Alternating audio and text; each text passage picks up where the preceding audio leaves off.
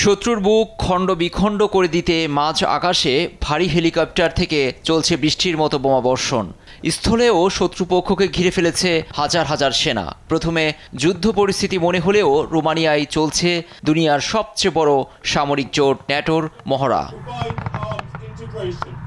বুধবার থেকে রোমানিয়ার ঘাঁটিতে শুরু হয়েছে এ মহড়া। ন্যাটোর দাবি, সিটফাস্ট ডার্ট 20 নামের এ মহড়ায় অংশ নিয়েছে বুলগেরিয়া, ফ্রান্স, গ্রিস, ইতালি, যুক্তরাজ্য, স্পেন, তুরস্ক সহ আরও কয়েক দেশের প্রায় 10,000 সেনা। শত্রুদের কঠিন বার্তা এবং ন্যাটোর অখণ্ডতা রক্ষার্থেই এ মহড়ার আয়োজন বলছেন এই মার্কিন সামরিক কর্মকর্তা।